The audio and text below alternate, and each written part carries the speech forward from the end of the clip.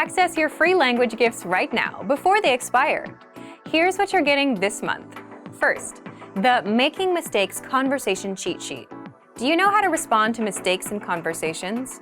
This brand new cheat sheet teaches you all the must-know phrases for correcting others and asking for corrections. Download it for free right now.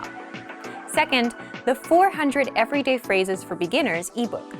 This bonus ebook will teach you over 400 words and phrases related to daily activities like waking up, making breakfast, going to work or school, and much more. Third, the Shops Around the City vocabulary lesson. Learn how to say mall, supermarket, restaurant, bakery, and much more with this quick vocabulary bonus. Fourth, do you know how to express holiday greetings in your target language? Access this 1-minute lesson to learn phrases like Happy Holidays and Have a Happy New Year. Fifth, must-know winter clothing vocabulary. Do you know how to say jacket or scarf in your target language? If you don't, this next 1-minute lesson will give you all the words you need for winter clothing. Sixth, free audiobooks. Unlock our huge library of language learning audiobooks. Save them to any device and listen and learn. They're yours to keep forever. And finally, the deal of the month. If you want to finally master the language with lessons by real teachers and our complete language learning program, get 51% off all basic, premium, and premium plus plans with our special Black Friday deal. To get your gifts in language learning resources, click the link in the lesson description below. Download them right now before they expire.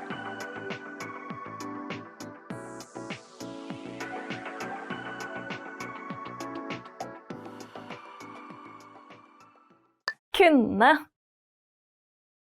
Can. Kunne. Kunne. Can. Kan hoppe over. Can jump over. Kan hoppe over. 0. 0. 0. 0. 0. Det omtrent 0 grader i dag. It's about 0 degrees today. Det omtrent 0 grader i dag. 1. 1. 1.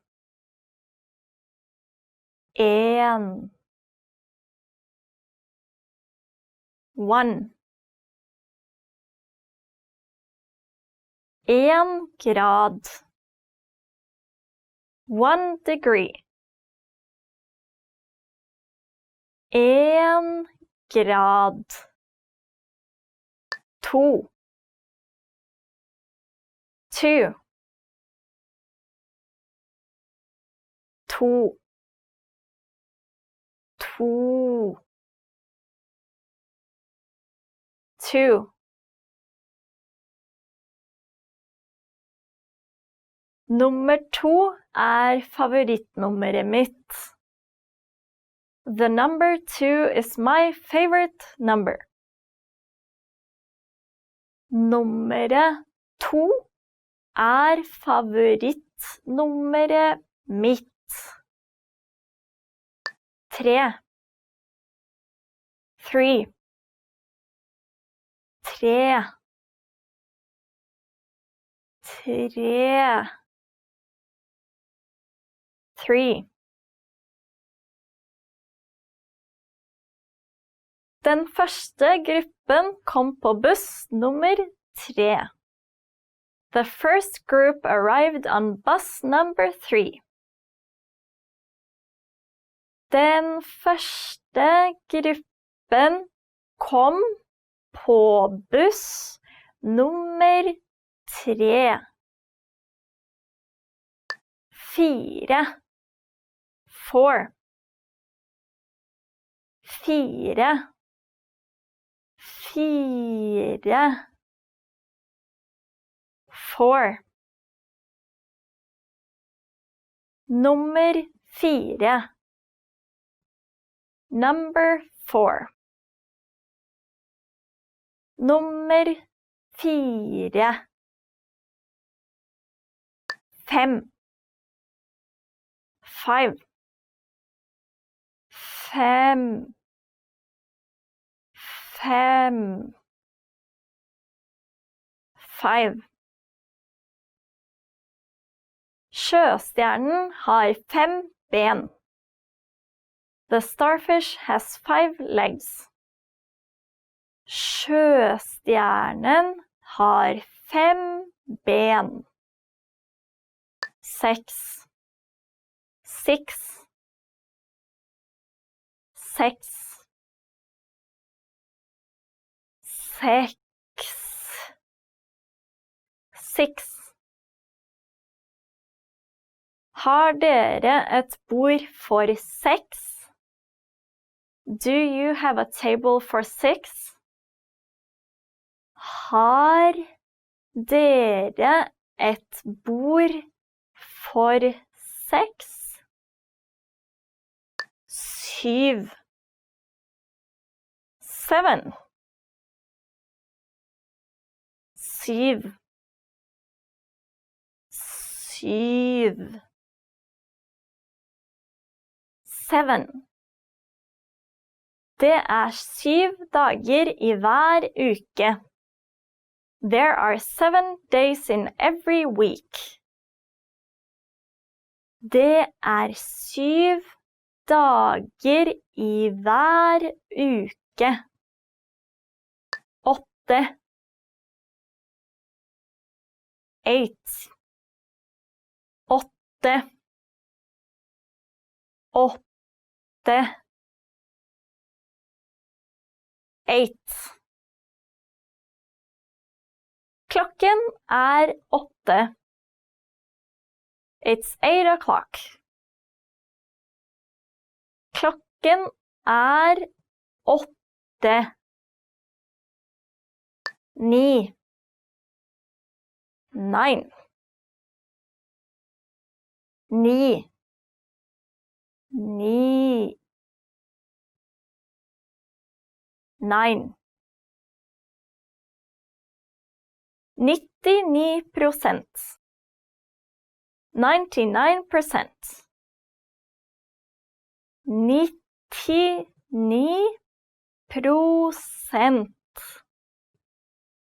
10. 10. 10. 10. 10. Jeg kan telle fra 1 til 10 på kinesisk. I can count from 1 to 10 in Chinese.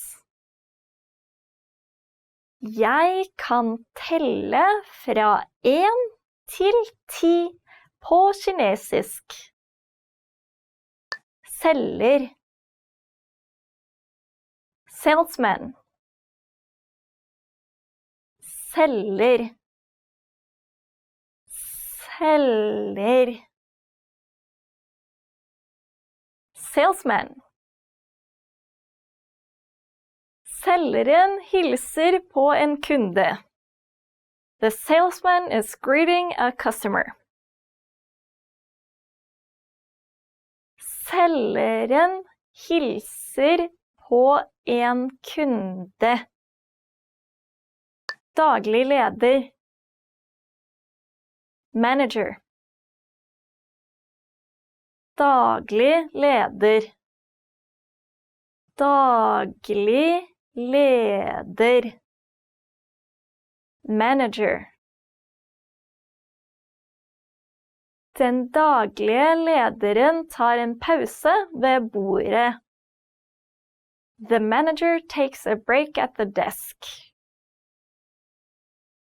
Den daglige lederen tar en pause ved bordet. Kokk. Cook. Kokk. Kokk. Cook. Sjefskokk. Head cook. Sjefskokk. Ingeniør. Engineer. Ingeniør. Ingeniør. Engineer. En flink ingeniør kan designe og bygge systemer. A good engineer can design and build systems. En flink ingeniør kan designe og bygge systemer. Programmerer. Programmer. Programmerer. Programmerer. Programmer. Dataprogrammerer. Computer programmer. Dataprogrammerer.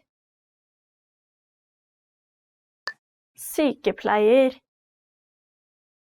Nurse. Sykepleier. Sykepleier. Nurse. Kvinnen en sykepleier. The woman is a nurse. Kvinnen en sykepleier. Kropp. Body. Kropp. Kropp. Body. Kropp og sjel. Body and soul.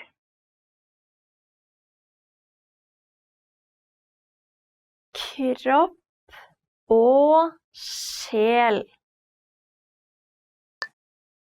Hode. Head.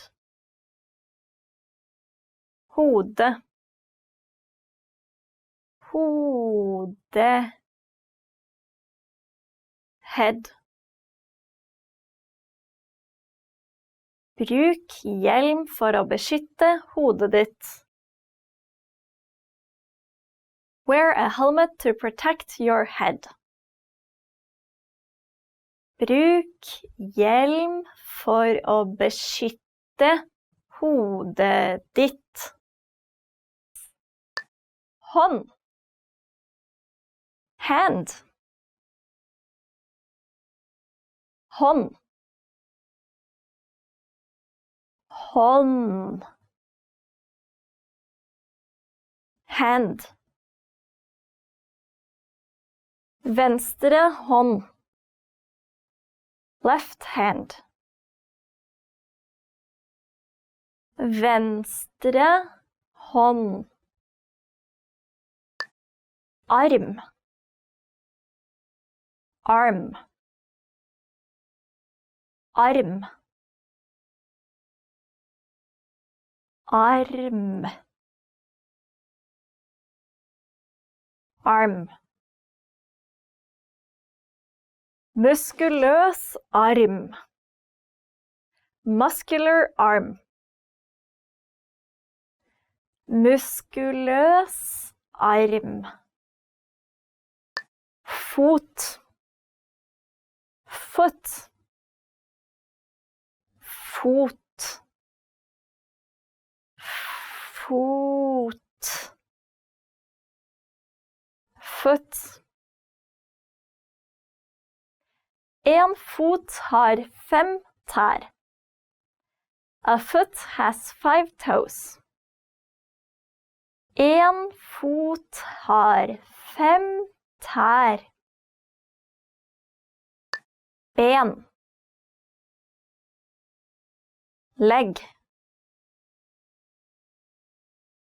Ben. Ben. Legg. Lange ben. Long legs. Lange ben. Finger. Finger. Finger. Finger. Finger. Fingeren trykket mot glasset. The finger is pressed against the glass. Fingeren trykket mot glasset. Rygg. Back. Rygg. Rygg. Back. Ryggen til pinnsvinet dekket med spisse tagger. A hedgehog's back is covered in sharp spines. Ryggen til pinnsvinet dekket med spisse tagger. Mage. Stomach. Mage. Mage. Stomach. Jeg har mageknip. I have a stomachache. Jeg har mageknip. Brystkasse. Chest. Brystkasse. Brystkasse. Chest. Røntgen av en brystkasse. X-ray of a chest. Røntgen av en brystkasse. Januar. January. Januar.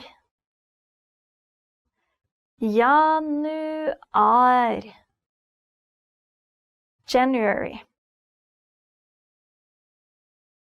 Tirsdag 1. januar. Tuesday, January 1st. Tirsdag 1. januar. Februar.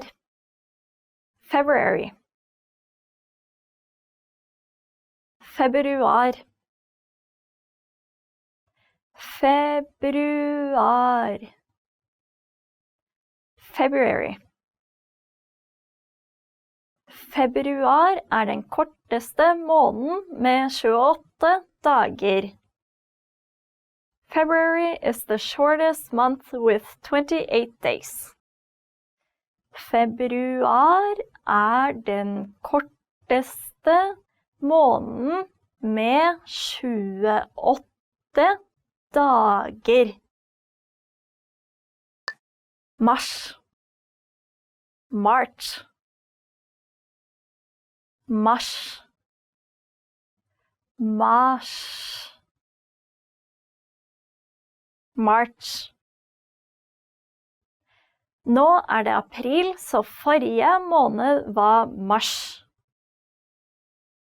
It is now April, so last month was March. Nå det april, Så forrige måned var mars. April. April. April. April. April. Regn i april gir blomster i mai. April showers bring May flowers. Regn i april gir blomster i mai. Mai. May. Mai. Mai. May. 31. mai verdens røykfrie dag. May 31st is World No Smoking Day. 31. mai verdens røykfrie dag. Juni. June. Juni. Juni. June.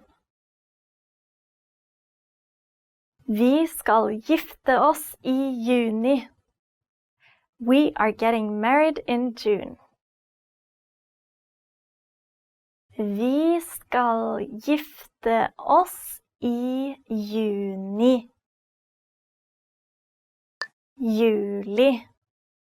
July. Juli. Juli. July. Juli måned. Month of July. Juli måned. August. August. August. August. August. Skolen stengt i august. The school is closed in August. Skolen stengt i august. September. September. September. September. September. I dag det lørdag 10. september. Today is Saturday, September 10th. I dag det lørdag 10. september. Oktober. October. Oktober. Oktober. October. Julebrus blir bare solgt fra oktober til slutten av desember. Christmas soda is only sold from October to the end of December. Julebrus blir bare solgt fra oktober til slutten av desember. November. November. November. November. November. Thanksgiving, torsdag 24. november. Thanksgiving, Thursday, November 24th. Thanksgiving, torsdag 24. november. December. December. December. December. December. 25. December. December 25th. 25. December. Klokke. Watch. Klokke. Klokke. Watch. Hun fikk ei klokke fra foreldrene sine etter avslutningsseremonien. She got a watch from her parents after the graduation ceremony. Hun fikk ei klokke fra foreldrene sine etter avslutningsseremonien. Briller. Glasses. Briller.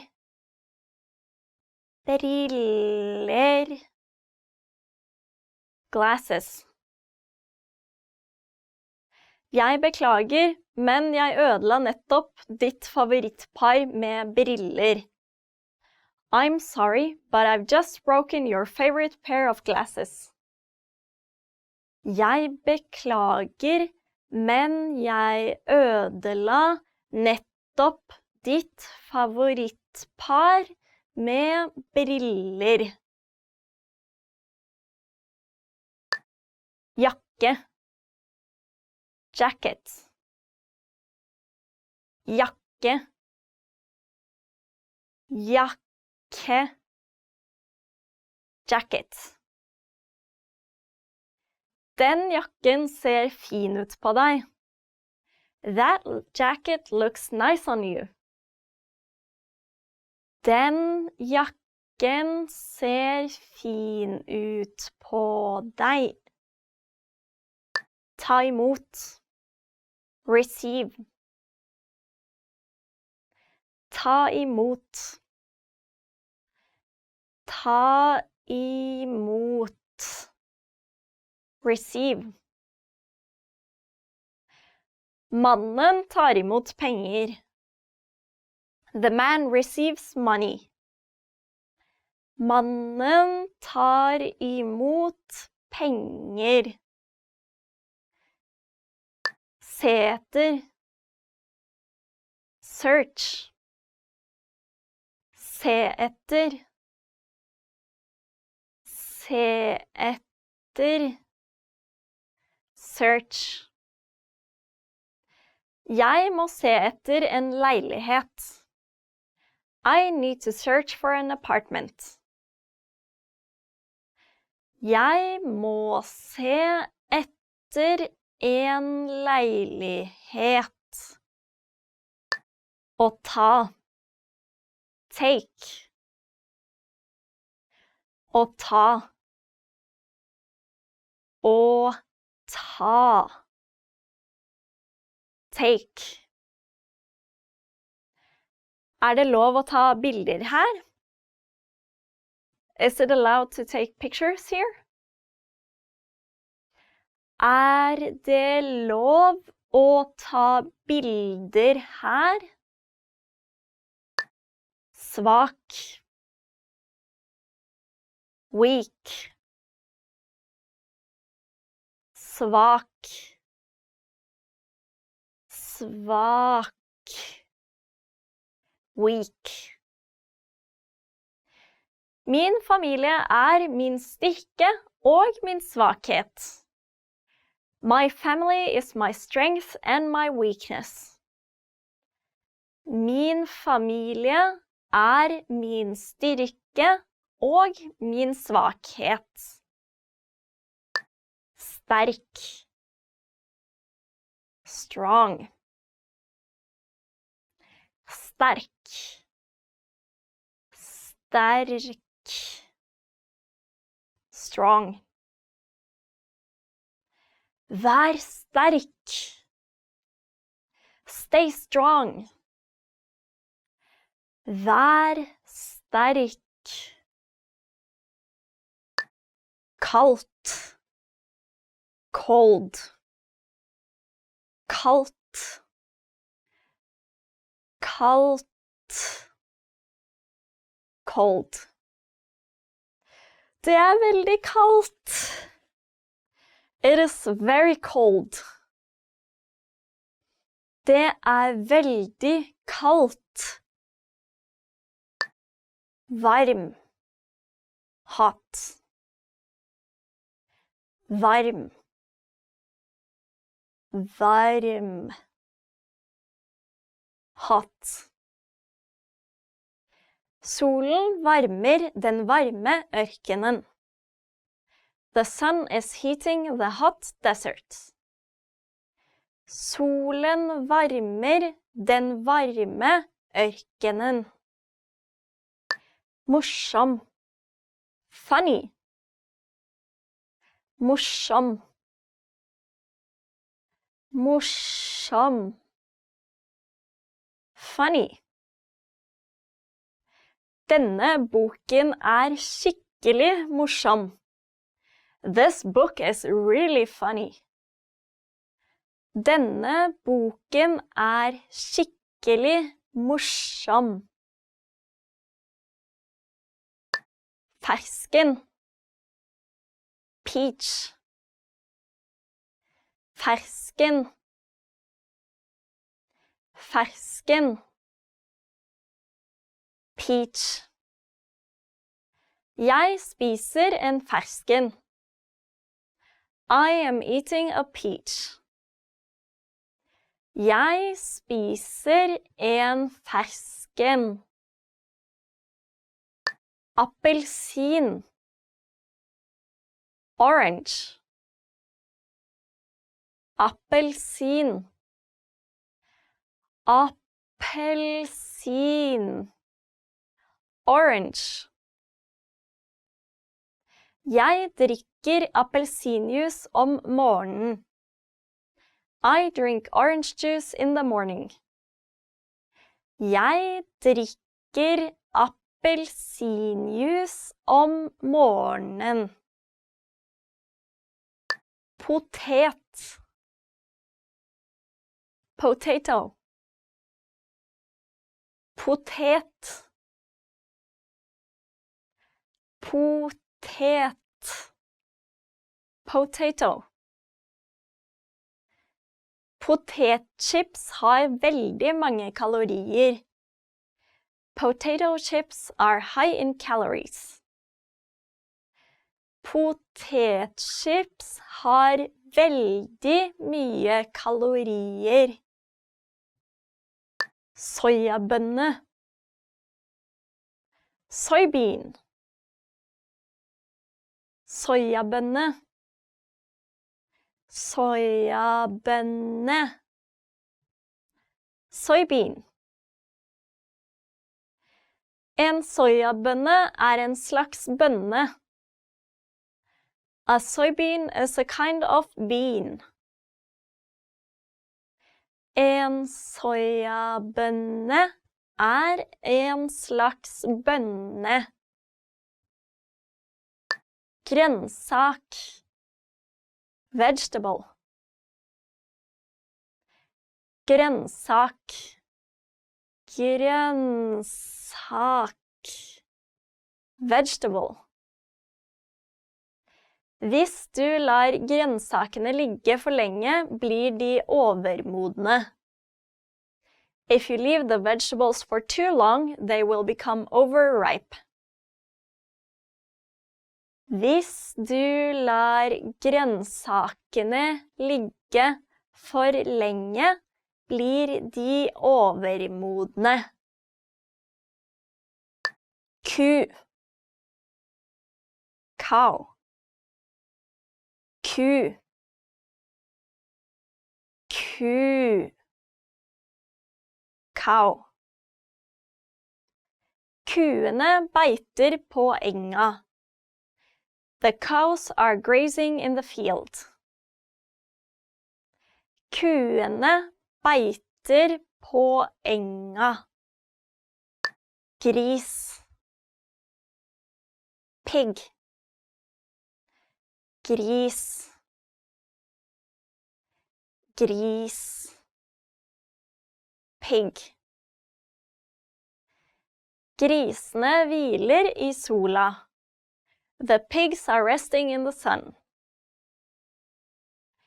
Grisene hviler i sola. Hest. Horse. Hest. Hest. Horse. Jeg har mange hester. I have many horses. Jeg har mange hester.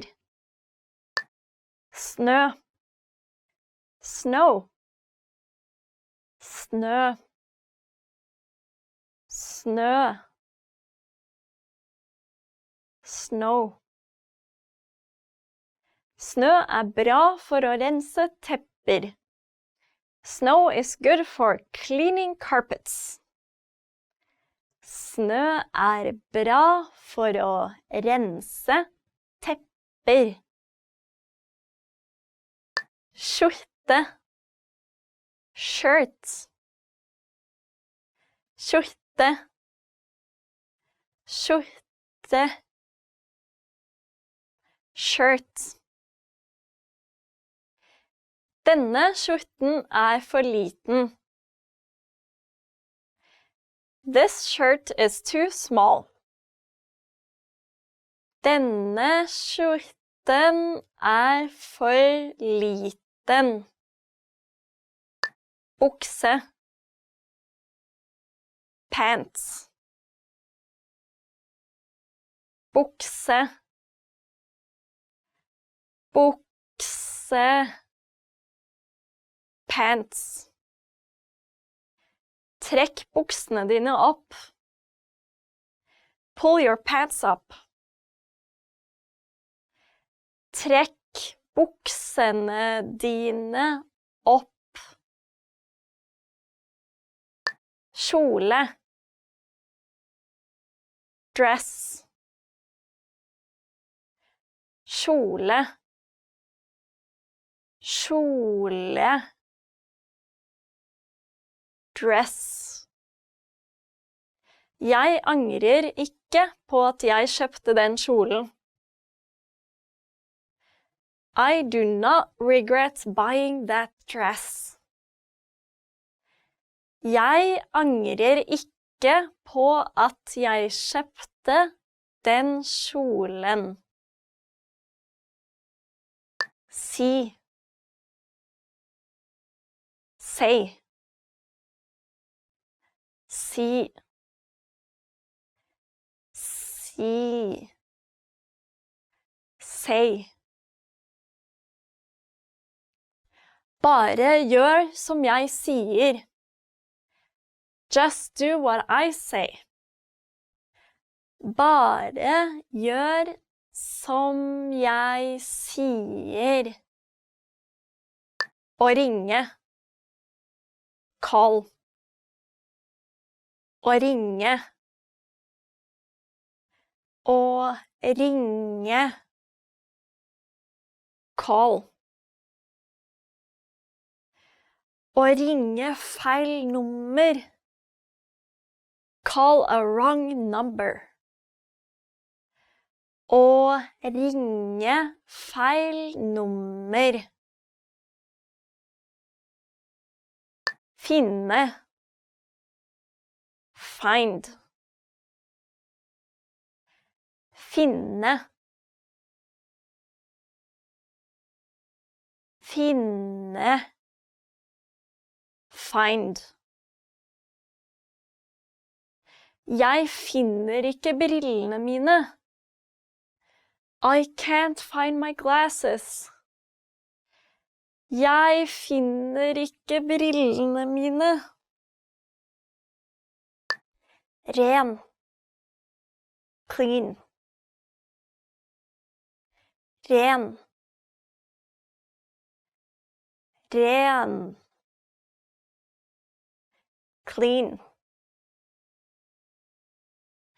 Dette landet veldig rent. This country is very clean. Dette landet veldig rent. Skitten. Dirty. Skitten. Skitten.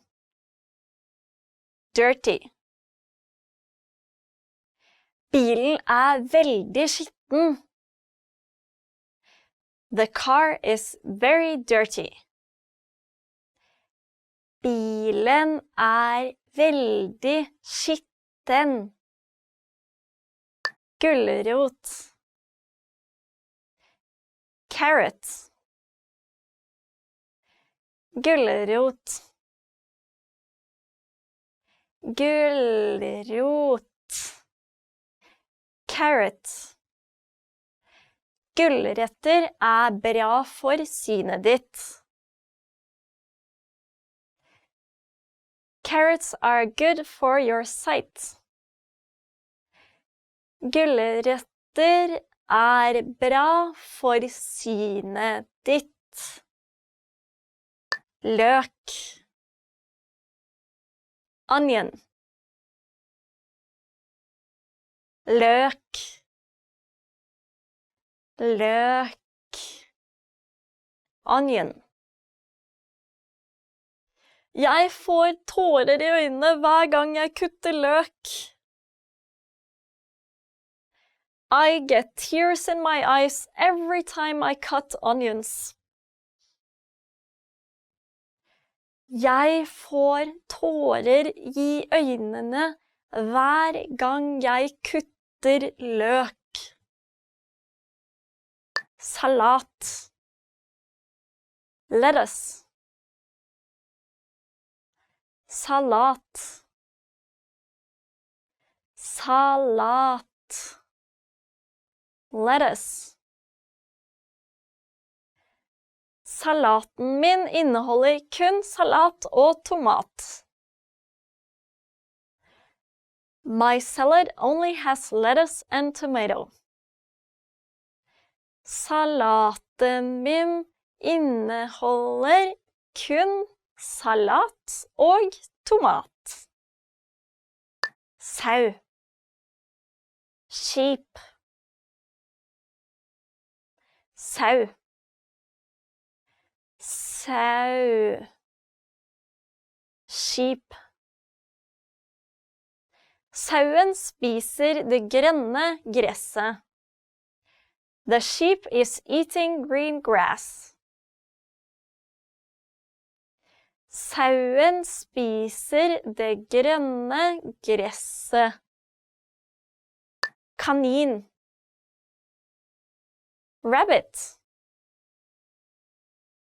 Kanin. Kanin. Rabbit. Kaninen din veldig søt. Your pet rabbit is very cute. Kaninen din veldig søt. Sel. Seal. Sel. Sel. Seal. Seler lever i de kaldeste områdene. Seals live in the coldest areas.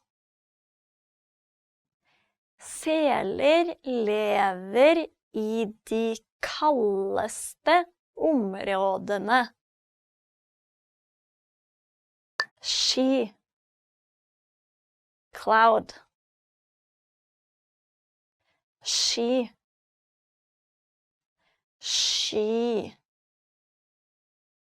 Cloud. Været I dag solrikt med noe skydekke. Today's weather is sunny with occasional clouds. Været I dag solrikt med noe skydekke. Solrik. Sunny. Solrik. Solrik. Sunny. Jeg drar ofte på piknik på en solrik dag. I often go on a picnic on a sunny day. Jeg drar ofte på piknik på en solrik dag. Regnete. Rainy.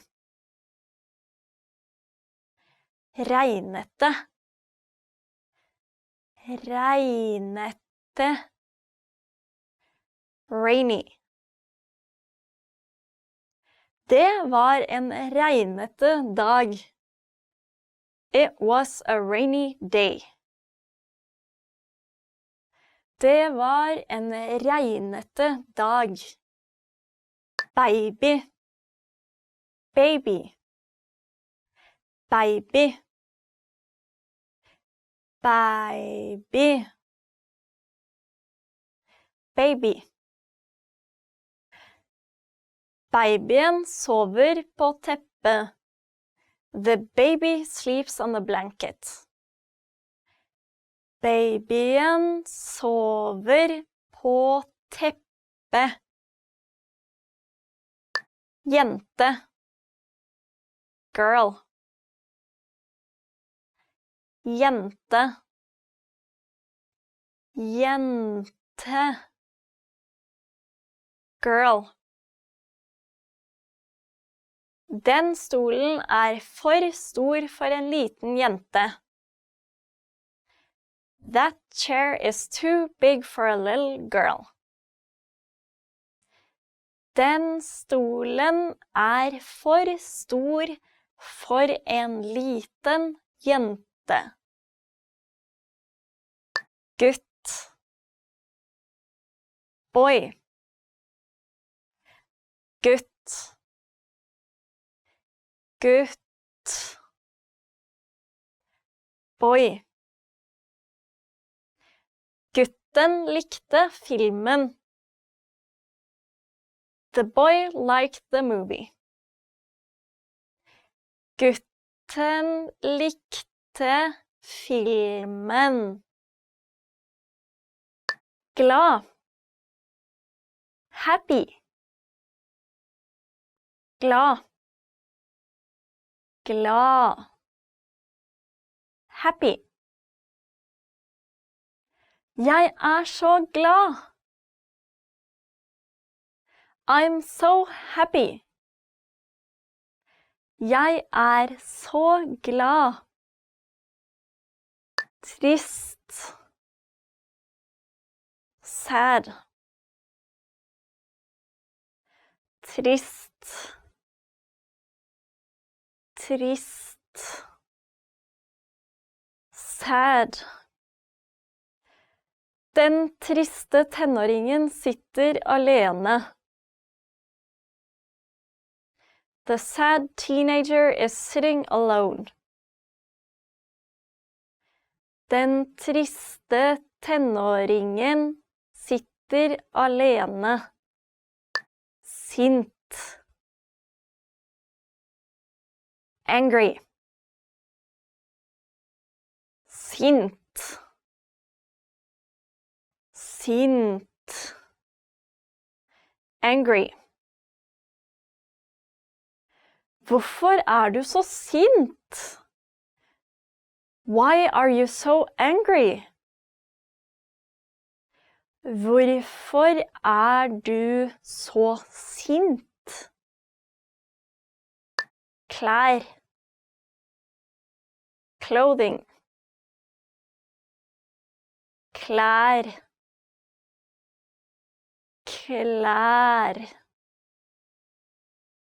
Clothing. Lag med klær. Layers of clothing.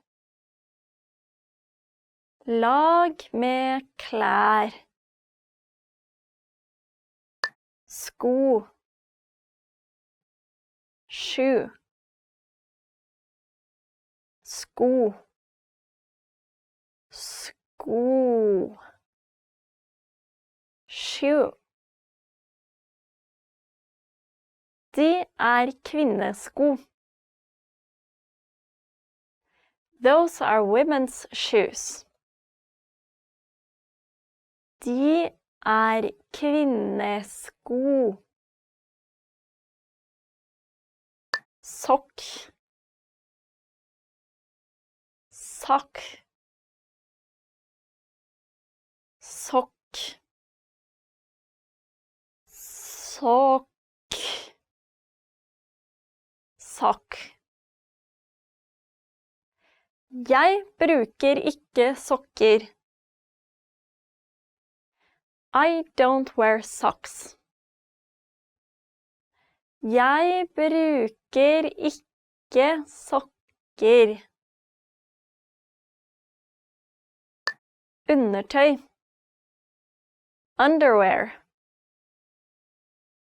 Undertøy. Undertøy. Underwear. Skoene mine og undertøyet mitt ligger i den øverste skuffen i kommoden. My socks and underwear are in the top drawer of my dresser. Sokkene mine og undertøyet mitt ligger i den øverste skuffen i kommoden. Snakke. Talk. Snakke. Snakke. Talk. Hun måtte snakke med ham raskt. She needed to talk with him urgently. Hun måtte snakke med ham raskt. Gi. Give. Gi. Gi. Give. De kommer til å gi meg en kupong. They'll give me a coupon. De kommer til å gi meg en kupong. Lav. Low. Lav. Lav. Low.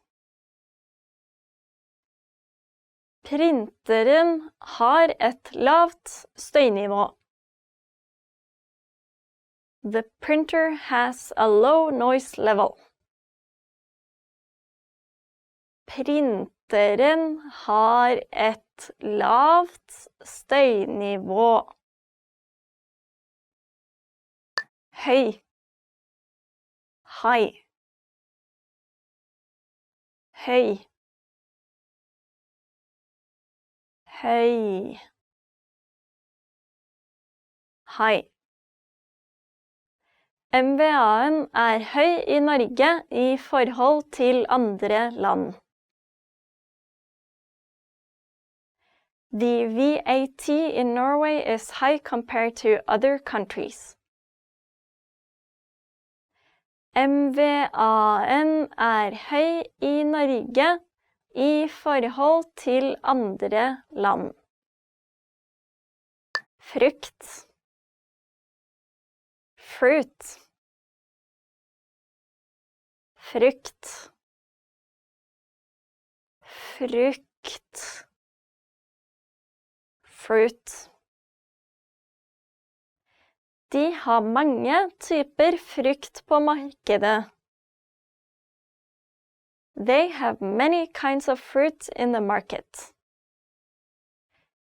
De har mange typer frukt på markedet. Blekksprut. Octopus. Blekksprut. Blekksprut. Octopus.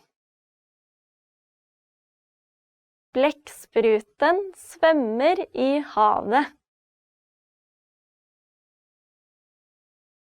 The octopus is swimming in the ocean. Blekkspruten svømmer I havet. Hai. Shark. Hai. Hai. Shark. I år starter haiuken tidligere. This year, Shark Week starts earlier. I år starter haiuken tidligere. Hval. Whale. Hval. Hval. Whale. Hvalene kommer opp for å puste. The whales are coming up for air. Hvalene kommer opp for å puste. Overskyet. Cloudy. Overskyet. Overskyet. Cloudy. Det begynner å bli overskyet ute. It's starting to get cloudy outside. Det begynner å bli overskyet ute. Kjølig. Cool. Kjølig. Kjølig. Cool. Været kjølig. The weather is cool. Været kjølig. Agurk. Cucumber. Agurk. Agurk. Cucumber. Du kan bruke ostehøvel for å kutte agurkskiver. You can use a cheese slicer to cut cucumber slices. Du kan bruke ostehøvel for å kutte agurkskiver. Paprika. Bell pepper. Paprika. paprika, bell pepper. De vanligste paprikaene grønn, rød eller gul. The most common bell peppers are green, red or yellow. De vanligste paprikaene grønn, rød eller gul. Broccoli, broccoli. Broccoli, broccoli, broccoli. Det sies at broccoli forhindrer kreft. Broccoli is said to prevent cancer. Det sies at broccoli forhindrer kreft. Hey everyone, welcome to the Monthly Review, the monthly show on language learning, where you discover new learning strategies, motivational tips, study tools, and resources. By the way, all the lessons and bonuses you're about to see can be downloaded for free on our website. So click the link in the description right now to sign up for your free lifetime account. Okay, today's topic is how to deal with missed language goals and failure. Have you ever failed to reach a goal? If you're planning on learning a language as your 2021 New Year's resolution, or if you just want to know how to get back up and recover from language learning failure, then you'll like this episode. So keep watching. But first, here are this month's new free lessons and resources. First, the Making Mistakes Conversation Cheat Sheet. Do you know how to respond to mistakes in conversations? This brand new cheat sheet will teach you all the must-know phrases for correcting others and asking for corrections. Download it for free right now. Second, the 400 Everyday Phrases for Beginners ebook. This bonus ebook will teach you over 400 words and phrases related to daily activities like waking up, making breakfast, going to work or school, and much more. Third, the Shops Around the City vocab lesson. Learn how to say mall, supermarket, restaurant, bakery, and much more with this quick vocabulary bonus. Fourth, do you know how to express holiday greetings in your target language? Access this 1-minute lesson to learn phrases like Happy Holidays and Have a Happy New Year. Fifth, must-know winter clothing vocab. Do you know how to say jacket or scarf in your target language? If you don't, then this next 1-minute lesson will give you all the words you need for winter clothing. To get your free resources, click the link in the description below right now. They're yours to keep forever. Okay, let's jump into today's topic. How to deal with missed language goals and failure. If you've ever set a goal, you've probably dealt with failure. A lot of people set goals around January, when they set their New Year's resolutions. If you're planning on setting a resolution to learn a new language in 2021, you'll want to pay attention. Now, in this video, when we say failure, we mean you set a goal, but you don't reach it. For example, if the goal was learning 100 words in a month, either you learned some words, meaning you took some steps, or you did nothing at all, meaning you learned 0 words. Failure usually happens for one of 2 reasons. One, you set an unrealistic goal that's too hard for you or your routine or your lifestyle. For example, learning 1,000 words in a month can be overwhelming. Or 2, it could be for reasons outside of your control. Maybe you got sick, or you're busy at work and have no time, or you're moving. Life can get in the way. So, how do you deal with failure? Do you feel disappointed? Do you quit? Do you keep trying? Leave us a comment and let us know. But if you want to succeed with your future language goals, you'll need to change your outlook on failure and learn how to recover. So, here are 5 ways to deal with missed goals. 1. Ask yourself, is this outside of my control or inside of my control? For example, you could be moving, you might have overtime at work, you may get sick, and life might just get in the way. These situations are outside of your control, so there's no need to blame yourself. If they were inside your control, it's likely you set a goal that was too hard or simply unrealistic for your current lifestyle. Why ask this? If the situation is outside of your control, you should keep on going.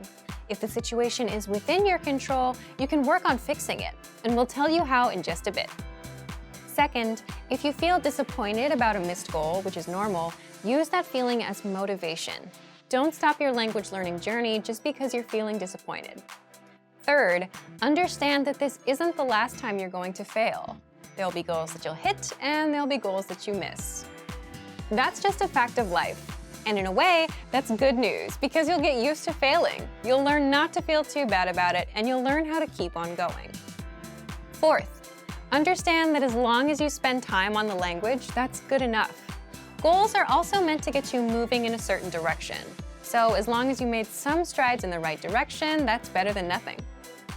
So if your goal was to learn 100 words, but you learned only 20, 20 is better than 0. You still started moving in the right direction.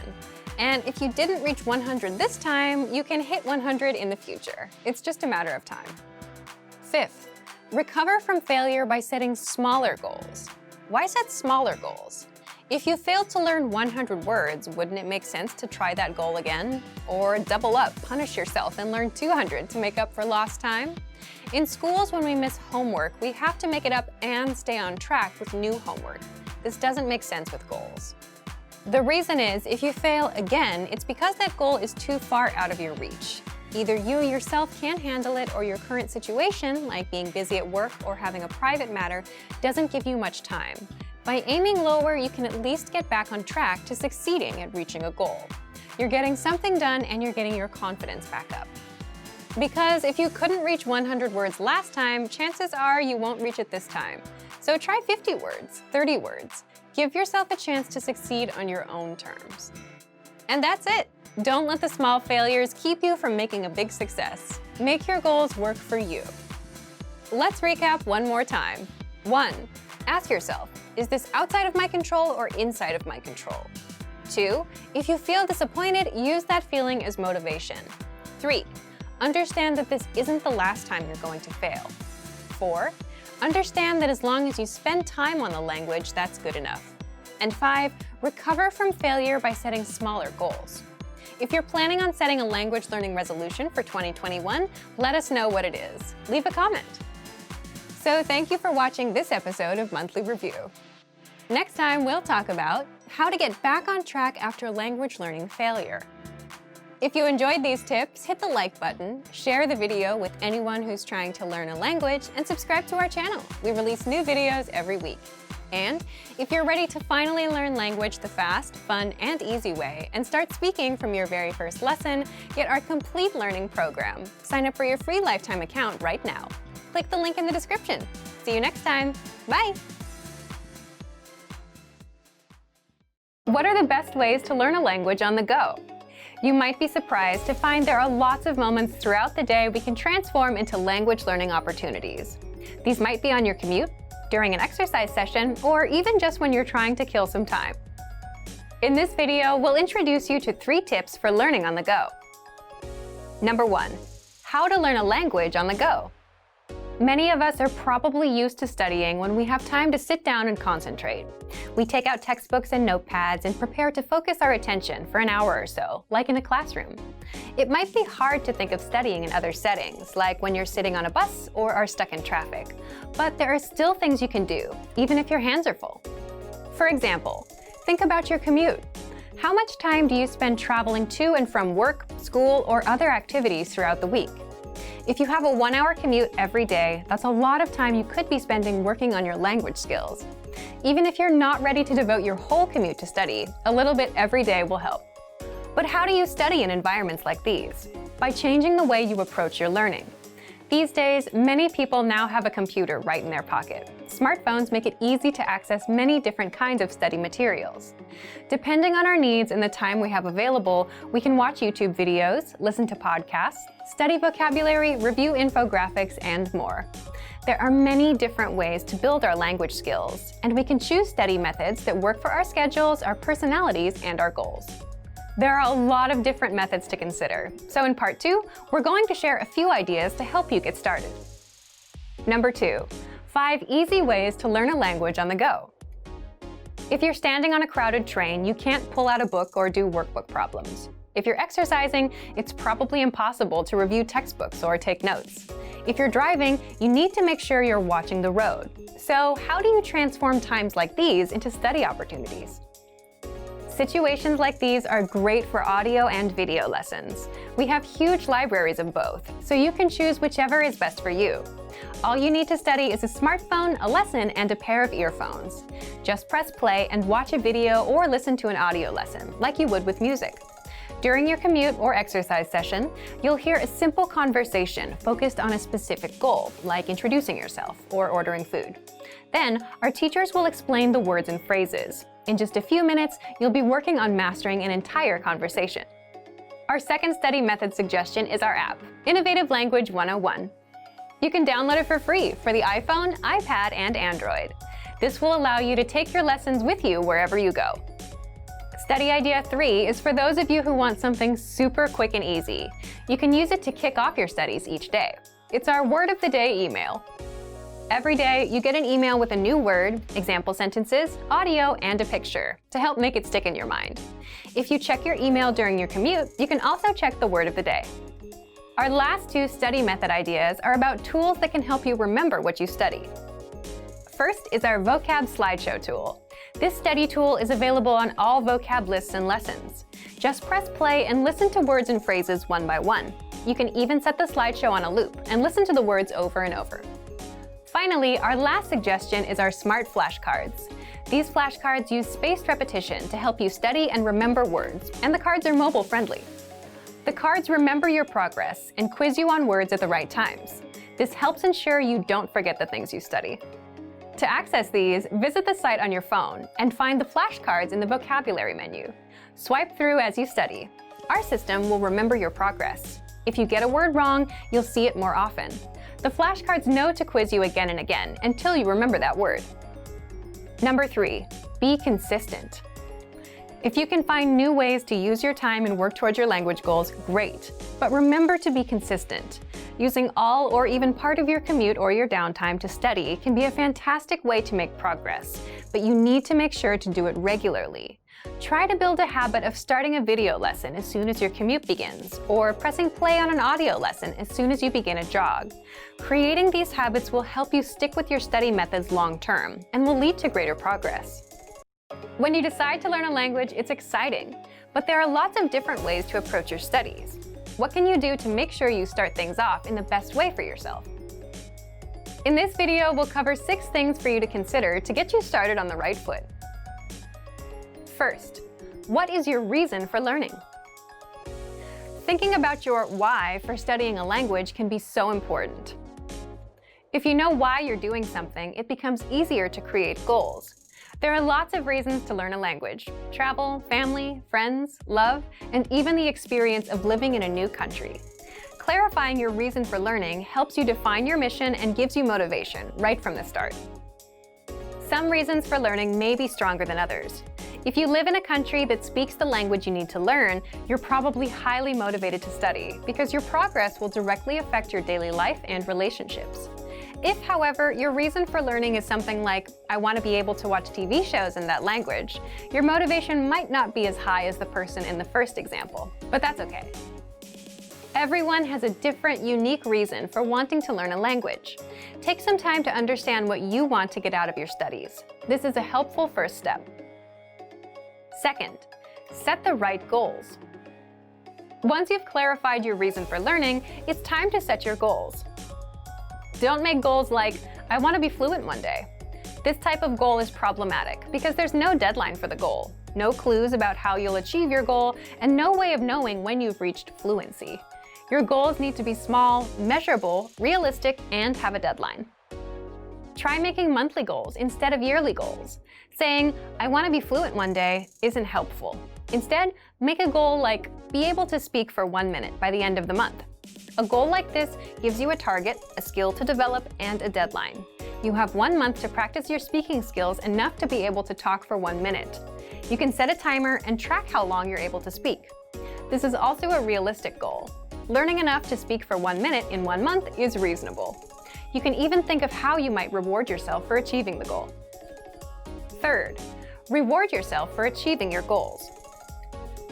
You can determine your rewards when you determine your goals.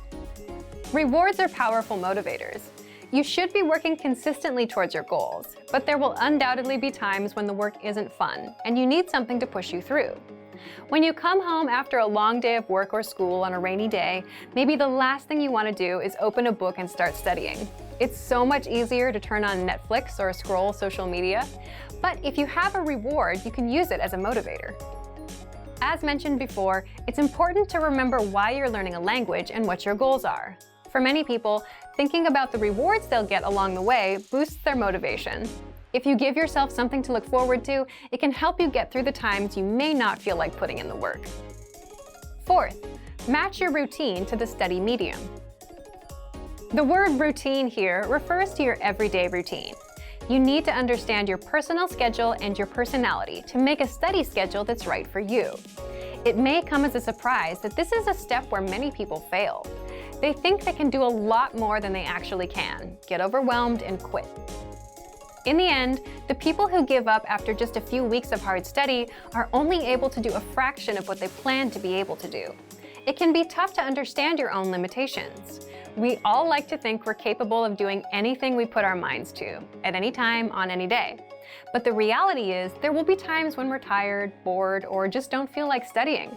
We need to be able to plan for times like these. To do that, we need to understand our own limitations. Try this. Write out your weekly schedule. Where do you have some existing time that you can spend on studies? For example, maybe you have some time on your commute every day, or sometime during a lunch break. If you're super busy, like most people, look for places in your day that naturally make sense, instead of trying to create a whole new block of time to devote to your studies. Maybe it's when you visit a cafe, or when you're on the bus or train. See if there's a place where you can match the medium, the learning method, to your existing routine. For example, on your commute in the morning, you can listen to an audio lesson twice a week, or listen once a week after dinner at home while you do chores. Break out some vocabulary flashcards during lunchtime. Maybe you can even find a weekend class. Which brings us to our fifth point. Fifth, anchor points. These are the connections you make to a language that boost your motivation and keep you attached or anchored to your goal. For example, maybe you have friends or relatives that speak the language. And if you're around them and you're exposed to the language, you're more likely to learn. If you don't know anyone who speaks the language, consider making a monetary investment, like a textbook or a learning program. By paying for something, you make a commitment to yourself to use it. Sixth, assessment. It's good to know where you are in your studies and determine if you're making progress. If you're not moving forward, maybe the methods you're using aren't quite right for you. Or maybe you need to find new ways to add studying into your routine to give you more opportunities to learn. But don't do assessments so often that you don't actually have a chance to learn.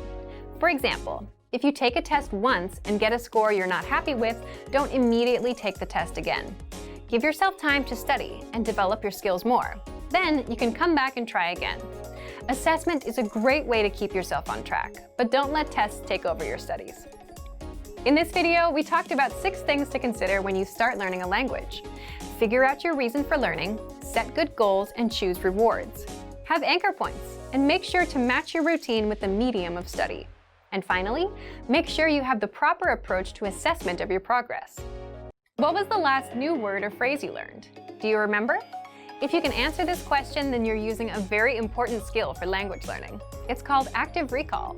Keep watching to learn more about how powerful it is. In this video, we'll cover the best ways to study and remember. So, what is active recall? Active recall is an important part of learning and actually remembering what you've learned. Essentially, it means forcing yourself to remember what you've learned. For example, let's say you're reading a textbook and you learn a new word like hello. Reading is a passive activity. That word or phrase won't last very long in your memory. But then if you ask yourself later, okay, what was that word again? You're using active recall. It's when you try to remember something without looking at the answer. So, what's special about this? Typically, when we study for tests, we read and reread textbooks, take notes, highlight some key points, and reread some more. But with this style of studying, you're still looking at the answers and simply reviewing them, right? It's essential that you also study by forcing yourself to remember. Doing this helps improve your memory. So how do we apply this to language learning? What are some tricks that you can use to actually remember what you study? First, try using quick recall. Let's start simple. Tell us in the comments, what was the last word or phrase you learned in your target language? Second, quiz yourself right after studying. After you finish a lesson, ask yourself, what did I learn in this lesson? Go ahead and write down as much as you can remember. You can also ask yourself, what grammar rule did I learn here? Or what was the conversation? And try and recall the dialogue. Do this for every lesson, but don't look at the answers. The point is to recall as much as you can. Third, take notes from memory. Again, don't look at the answers. There's a note feature in each of our lessons to help you do just that. Fourth, take lesson quizzes. You'll find these in each of our lessons. Actually, taking tests or quizzes is a great way to practice active recall since you're forced to remember just the answers. Fifth, use spaced repetition flashcards to master words and phrases. Spaced repetition flashcards quiz you on words, and you have to mark whether you know them or you don't. If you know the word, you'll see it again in a few days. And if you don't know a word, you can flip the card and get the answer, but you'll get quizzed on it again and again until you get it right. Sixth, do assignments. If you're a Premium Plus user, you get weekly assignments from your teacher, and these test you on listening, reading, speaking, and writing. These are all ways to use active recall throughout your language learning to make sure you remember everything you study. Great work! Here's a reward. Speed up your language learning with our PDF lessons. Get all of our best PDF cheat sheets and ebooks for free. Just click the link in the description.